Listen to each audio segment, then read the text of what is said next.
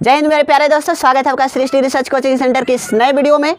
आज का टॉपिक जीव विज्ञान, जो कि मोस्ट इंपॉर्टेंट है टीथ, यानी कि मोस्ट इंपॉर्टेंट है for any exams, one day exams, जिसमें आपको बताया जाएगा कि दांत क्या होते हैं, दांत कितने प्रकार के होते हैं और दांत को कैसे समझें और दांत को कैसे पढ़ें। तो चलिए सबसे पहले टीथ की बात करते हैं। टीथ मतलब होता है दांत। दांत बहुत अच्छा शब्द दिखाई दे रहा है। दांत दांत हमारे शरीर का सबसे कठोरतम भाग होता है, जिसका निर्माण हम आप लोग से बताए थे कि किससे होता है, कैल्शियम कार्बोनेट। क्या होता है? Calcium carbonate. यानी कि जो दांत होता है इसका निर्माण कैसे होता है? Calcium carbonate. ध्यान से सुनिएगा, हमारे शरीर में एक कह सकते हैं अकार्बनिक पदार्थ पाया जाता है। क्या पाया जाता है? अकार्बनिक पदार्थ, जिसमें अकार्बनिक पदार्थ ऐसे पदार्थ होते हैं जिनमें कार्बन की अपरूपता नहीं देखने को मिलती है, जैसे कि ferric, cobalt, nickel, sodium, potassium. इस सब हमारे शरीर में क्या होते हैं? पाए जाते हैं। हमारे शरीर में पाए जाने के कारण तभी हम लोग परस्पर लौड़ों का अध्ययन कर पाते हैं। खनिज लौड़ का अध्ययन, जो खनिज लौड़ हमारे शरीर में पाए जाते हैं लगभग 4 से 5% पाए जाते हैं भार के अनुसार। अगर हम 100 किलो के हैं तो हमारे शरीर में लगभग 4 से 5 किलो भार में क्या पाया जाएगा? खनिज लवण पाए जाएंगे। तो इसमें देखा जाए कि परस्पर जो, अगर हम दांत की बात करें तो जो दांत होता है चलवा, इसमें परस्पर अकार्बनिक पदार्थ से बनता है। यानी कि अकार्बनिक पदार्थ में हम कह सकते हैं कि फास्फोरस और कैल्शियम। कौन सा बाबू? फास्फोरस। ये जो दांतें दिखाई दे रही हैं यह परस्पर कैल्शियम और फास्फोरस इन दोनों के संयुक्त से बनते हैं, जो कि परस्पर हड्डियों का निर्माण करता है और दांतों का निर्माण करता है। तो हमारे शरीर में दांत का निर्माण और हड्डियों का निर्माण कैसे होता है? तो कैल्शियम और फास्फोरस से होता है। कैल्शियम और फास्फोरस से। जो कैल्शियम कार्बोनेट होता है चलवा, देखना इसमें कार्बन की अपरूपता भी दिखाई दे रही है, कैल्शियम कार्बोनेट। लेकिन जो कैल्शियम होगा वो बाद में कार्बोनेट के साथ अभिक्रिया करके तब एक सॉलिड पदार्थ का निर्माण करेगा। संगमरमर का नाम सुना है? वह किसका होता है? कैल्शियम कार्बोनेट होता है। तो सेम टू सेम जिस तरह से संगमरमर होते हैं, दांतें चमकती रहती हैं, उस संगमरमर चमकता रहता है, उसी तरह से दांतें भी क्या होती हैं? चमकती रहती हैं। हम आप लोग से कई बार बता चुके हैं कि मंजन करें तो किस प्रकार से करें। आज आपको वास्तव में पता चलेगा कि हम लोग मंजन करते हैं तो मंजन करते हैं, दांत को साफ नहीं करते हैं बल्कि दांत को मांसते हैं। दांत को साफ करना और दांत को मांसने में क्या अंतर होता है, यहाँ पर आपको पूर्णतः समझ में आएगा कि क्या गलतियाँ करते हैं। क्या हमारा दांत 60 वर्षों तक रह सकता है कि नहीं रह सकता है? क्या हमारा साथ देगा कि नहीं देगा? याद रखिएगा, जो अपने दांत का हिफाजत करता है उसका दांत बुढ़ापे तक रहता है। कहा जाता है मरते दम तक के साथ में जाता है। दांत ही एक ऐसा हिस्सा है जो मरते दम तक क्या होता है? साथ में जाता है। लेकिन इस उम्र में अगर हम इसका हिफाजत करेंगे तो वही बुढ़ापे में हमारा हिफाजत करेगा, अन्यथा ये भी हमारा साथ छोड़ देगा। जैसे कि हाथ भी साथ नहीं देते हैं, आँख भी साथ नहीं देती हैं, नाक भी सही से साथ नहीं देती और कान भी सही से साथ देना नहीं देती हैं। हाथ ऐसे ऐसे बुढ़ापा होगा, जिसमें बुढ़ापा आएगा हाथ कांपना शुरू हो जाए। हम बात कर रहे थे टीथ। किसकी बात कर रहे थे? टीथ। तो टीथ की अब बात करें चला, तो टीथ जो होता है मुख्य रूप से कितने प्रकार के होंगे? 2 प्रकार के। कितने प्रकार के? 2 प्रकार के। एक होता है अस्थाई। क्या होता है? अस्थाई, यानी कि जो ऐसे दांत होते हैं जो अस्थाई होते ही नहीं है, इनको क्या कहते हैं? अस्थाई। एक होता है अस्थाई। क्या होता है बाबू? अस्थाई। यानी कि अस्थाई दांत किसे कहते हैं? ध्यान से सुनिएगा, अस्थाई दांतें वे दांतें होती हैं जो कि 1 वर्ष से, कब से? 1 वर्ष में, यानी कि 1 वर्ष के अंदर ये उग जाएंगी और 14 से 15 वर्षों तक। कब तक? 14 से 15 वर्षों तक यह हमारा साथ देंगी। इसी को कहा जाता है दूध का दांत। कौन सा? दूध का दांत। दूध का दांत इसको कहते हैं, दूध का दांत इसी को कहते हैं, जो कि देखने में बहुत ज़्यादा चमकीला दिखाई देता है। क्या दिखाई देता है? वास्तव में आप लोग देखिएगा कि जो छोटा बच्चा होता है मंजन करे या ना करे, फिर भी उसके जो दांतें होंगी एकदम चमकती रहेंगी। समझ रहे हो ना बाबू? क्यों होता है? क्योंकि यह जो दूध की दांतें होती हैं उन लोग में बहुत कम मात्रा में एसिडिटी बनता है। एसिडिटी मतलब होता है दो हमारे दांत पीले होते हैं, या दांतों का क्षरण जो होता है सबसे बड़ा कारण है अम्ल का होना। हमारे पेट में पाई जाती हैं हाइड्रोक्लोरिक अम्ल, जो कि अमाशय में होती हैं।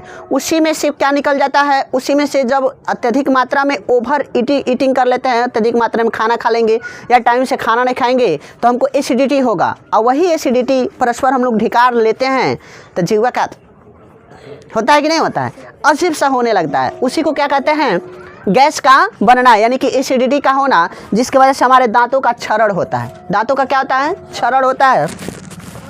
तो दांत किसकी बात की है, अस्थायी दांत किसे कहते हैं, ऐसी दांतें जो जीवन में 1 से 2 बार उग सके। यह जीवन में कितना बार उग सकता है, 1 से 2 बार, यानी कि 1 से 2 बार ये दांतें वापस उग सकते हैं।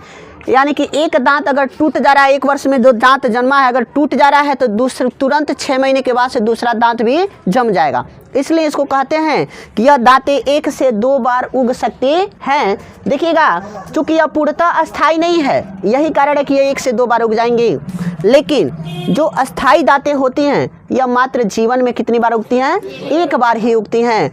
और अस्थायी दांत की बात करें तो एक नोटेड पॉइंट कर लीजिएगा, अस्थायी दांतों की संख्या 20 होती है। कितनी होती है, यानी कि जो अस्थायी दांत होती हैं संख्या में कितनी होती हैं, 20 होती हैं।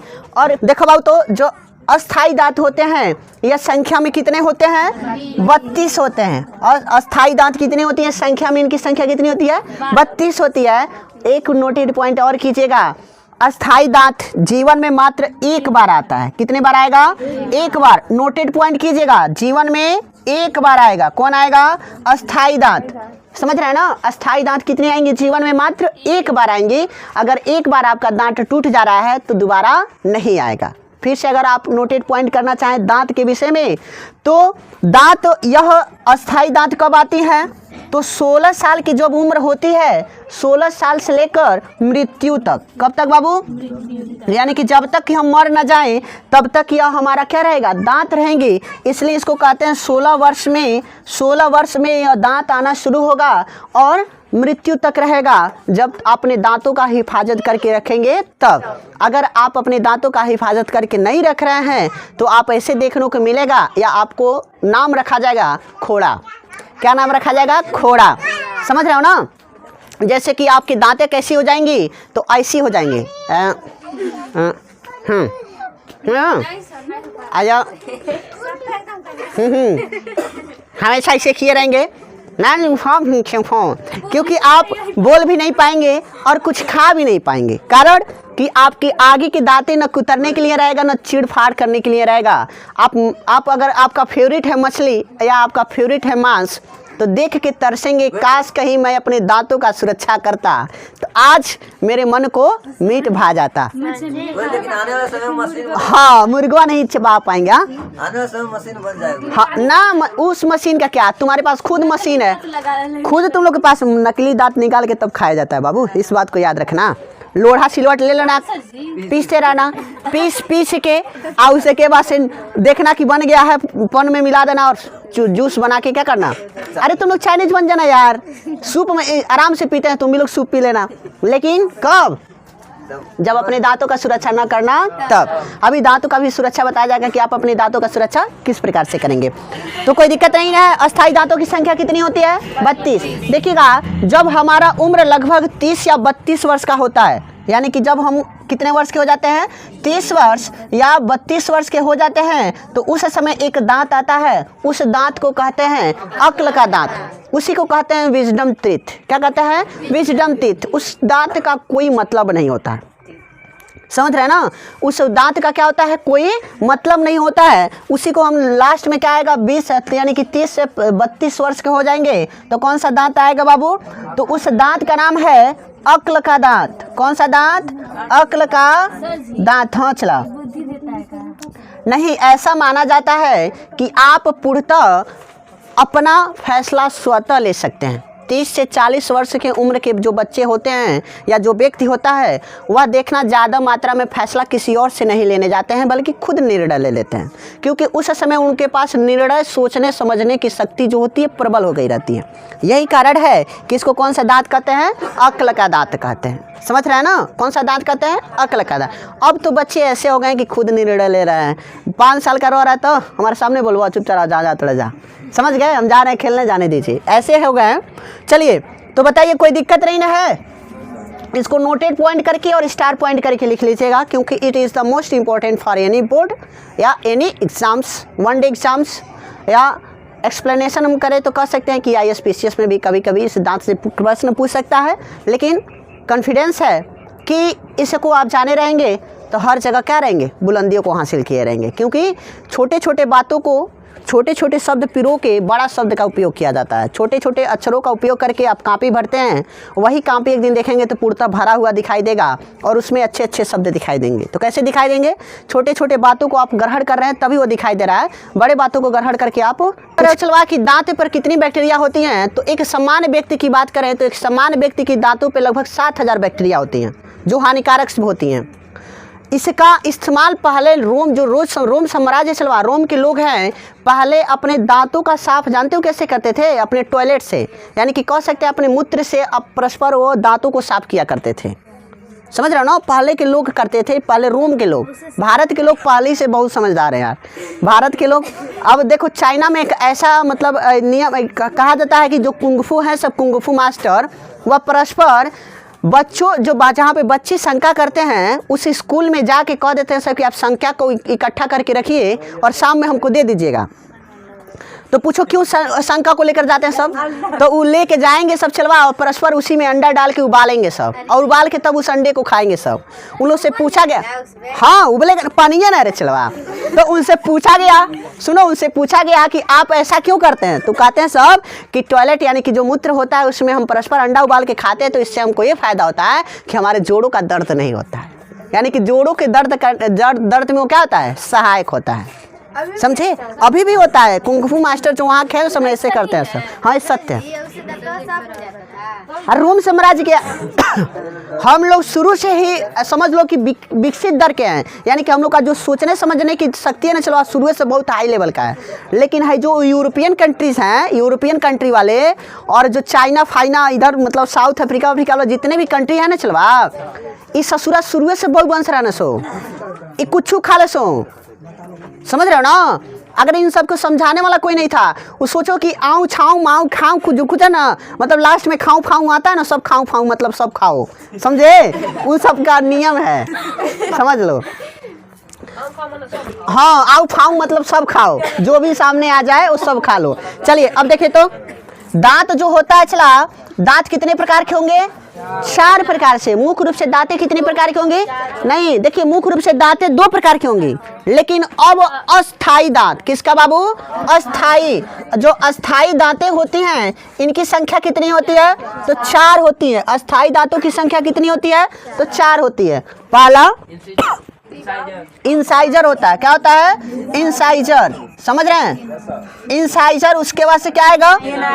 K9 आएगा। K9 समझ रहे हैं? K9 के बाद से क्या आ जाएगा? प्रीमोलर। क्या आ जाएगा? प्रीमोलर। समझ रहे हैं? प्रीमोलर के बाद से क्या आ जाएगा? मोलर। समझ रहे हैं? क्या आ जाएगा? मोलर।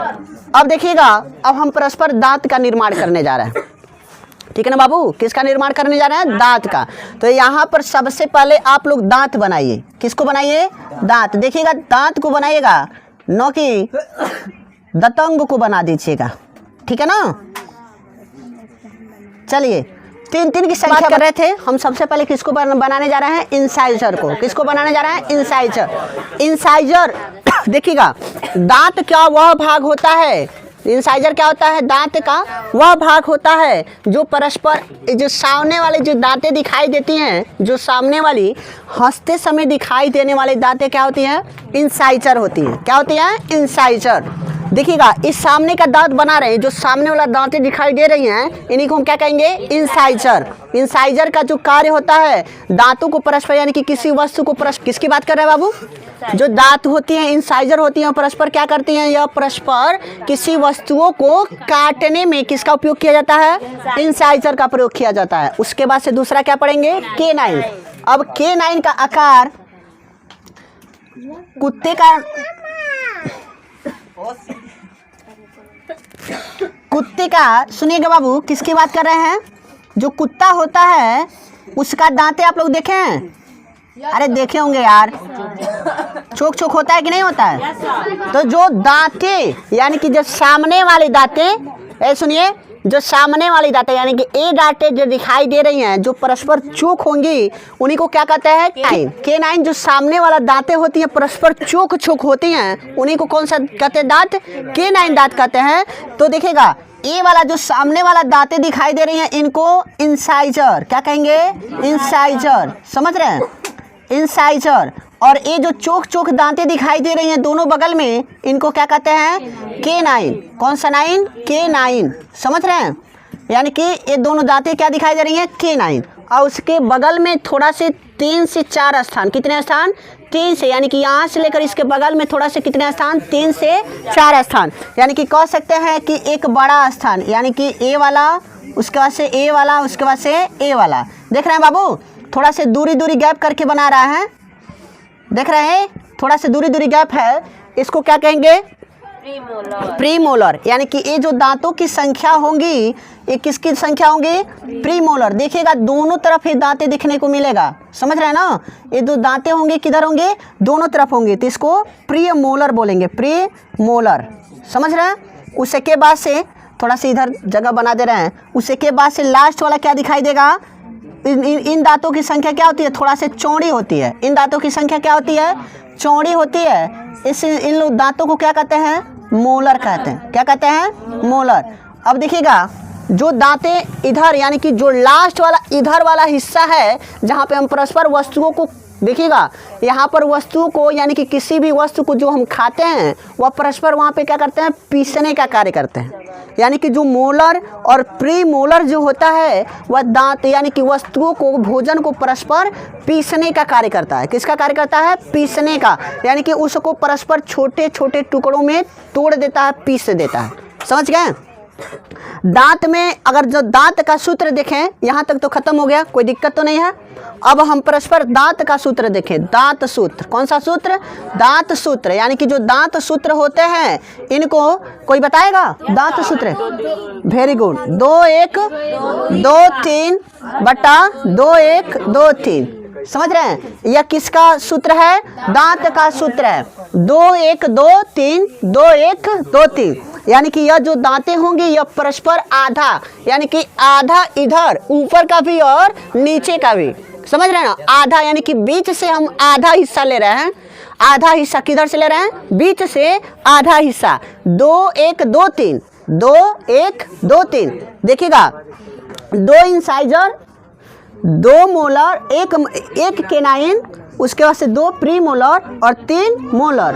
ये परस्पर कितने साइड का है? इस साइड का है। मतलब इस साइड वाला यहाँ से यानी कि बीच से लेकर इधर लास्ट वाला इधर वाला संख्या 2 के पहला क्या रहेगा? 2 इंसाइजर, 1 केनाइन, उसके बाद से 2 प्री मोलर और 3 मोलर होंगे। या आधा मिलकर देखिएगा कैसे हो रहा है। 3 3 2 5 5 5 में 1 जोड़ेंगे 6 और 6 2 8। देखिएगा इसकी संख्या कितनी हो रही है? 8। और नीचे वाले की संख्या भी कितनी होगी? 8। तो 8 दांत बीच से इधर का और 8 दांत बीच का इधर से। तो 8 8 ऊपर वाला कितना हुआ? 16। और फिर से नीचे भी तो 8 दांत बीच का इधर से और 8 दांत बीच का इधर से। तो 8 8 कितना हुआ? 16। यानी कि 16 16 कितना हो जाएगा? यानी कि 8 + 8 यानी कि कितना हो जाएगा? 16। और कितना हो जाएगा? 16। अब दोनों 16 16 का जोड़ेंगे तो कितना आ जाएगा बाबू? 32 आ जाएगा। इसी को क्या कहते हैं? दंत सूत्र कहते हैं। कौन सा सूत्र कहते हैं? दंत सूत्र कहते हैं। यानी कि ये जो हमारी दांतें होती हैं परस्पर दिन पे क्या होती हैं? बढ़ती जाती हैं। या दिन पर डे क्या होती है? पर डे यानी कि डेली बाय डेली या बढ़ती जाती हैं। लेकिन जब हम वस्तुओं को खाते हैं, कुतरते हैं, तो यह कैल्शियम यानी कि यह परस्पर इनका घिसाव भी होता है। जिस तरह से ये बढ़ती हैं उसी तरह से इनका क्या होता है? घिसाव होता है, जिसके कारण यह दिखाई देता है कि एक बराबर है। समझ गए? यदि हम किसी वस्तु को 10 वर्ष तक न खाएं और दांत को ऐसे का ऐसे ही छोड़ दें, इसको घिसे नहीं यानी कि इसको साफ न करें, तो एक ऐसा समय आएगा कि हम लोग का दांत लगभग इतने बड़े बड़े हो जाएंगे। समझ रहे हैं? इतने बड़े बड़े हो जाएंगे। इससे यह सिद्ध हो रहा है कि जो दांत होते हैं ये परस्पर क्या होते हैं? जीवित होते हैं। जो दांत होते हैं परस्पर क्या होते हैं? अगर इसका साक्ष्य प्रमाण आपको देखना होगा तो जाके देखिएगा।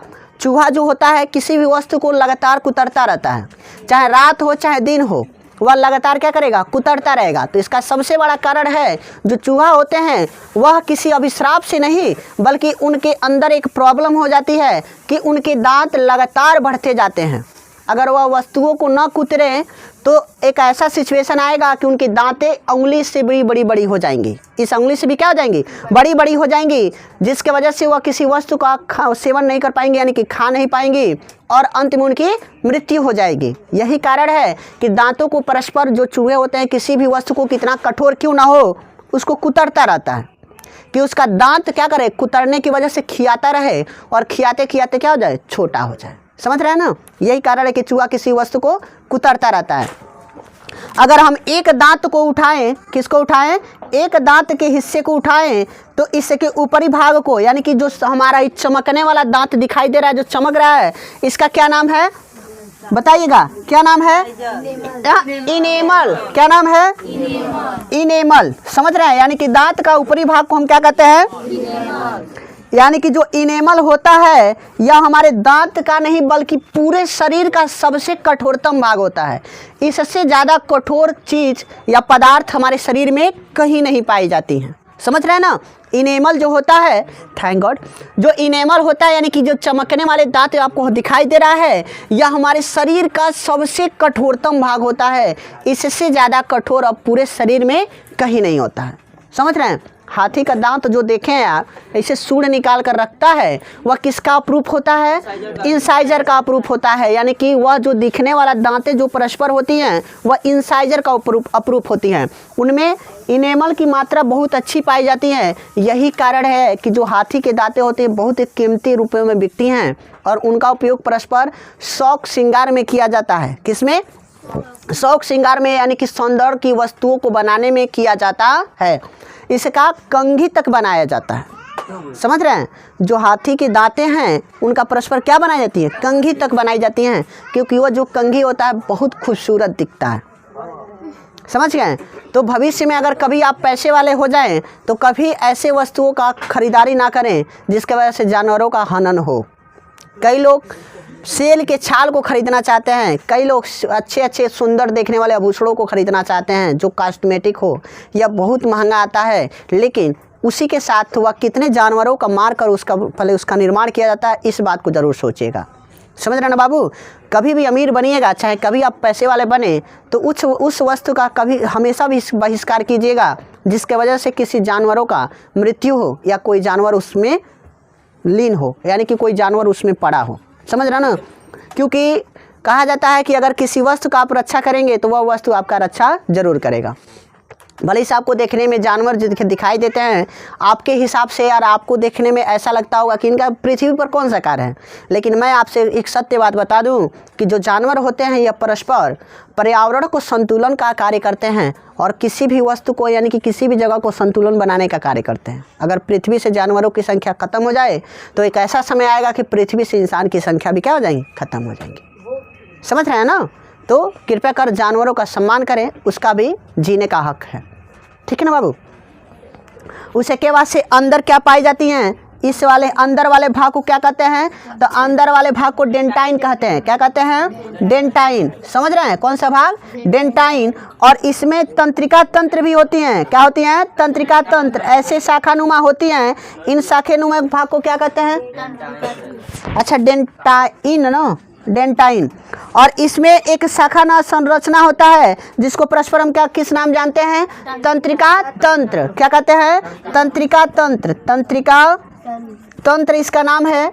समझ रहे हैं ना, इस बात को याद रखिएगा कि दांत की ऊपरी सतह जो सबसे मजबूत होती है उसको क्या कहते हैं, इनेमल कहते हैं। दांत के आंतरिक भाग वाले हिस्से को क्या कहते हैं, डेंटाइन। और दांत के जो परस्पर ठंडा गर्म एहसास करता है तो किसके वजह से करता है, तंत्रिका तंत्र। अगर हमारे दांतों में, ध्यान से सुनिएगा, दांत अगर खाली ना होते अंदर से, अगर उसमें तंत्रिका तंत्र नहीं लगा होता तो हमको कुछ भी दे दिया जैसा काटने के लिए तो हम आसानी से काट सकते थे। क्यों, क्योंकि उसमें दर्द का एहसास ही नहीं होता, न गर्म एहसास होता न ठंडा एहसास होता। समझ रहे हैं ना, जैसे बाल होता है, बाल को परस्पर हम काटते हैं तो क्या इसमें दर्द होती है, इसको जलाते हैं तो परस्पर दर्द होती है, नहीं होती है, क्योंकि यहाँ पर तंत्रिका तंत्र नहीं है, लेकिन इसके जड़ में तंत्रिका तंत्र है। यही कारण है कि बाल को अगर उखाड़ते हैं तो हमें दर्द होती है। ठीक है ना बाबू। तो दोस्तों बस यहीं तक। अगर वीडियो पसंद आए तो प्लीज़ वीडियो को लाइक करें, चैनल पर नए तो चैनल को सब्सक्राइब कर दें, बेल आइकन को ऑल पे प्रेस कर दें और अपने दोस्तों के साथ शेयर करना ना भूलें। मिलता है नेक्स्ट वीडियो में, तब तक के लिए जय हिंद, वंदे मातरम।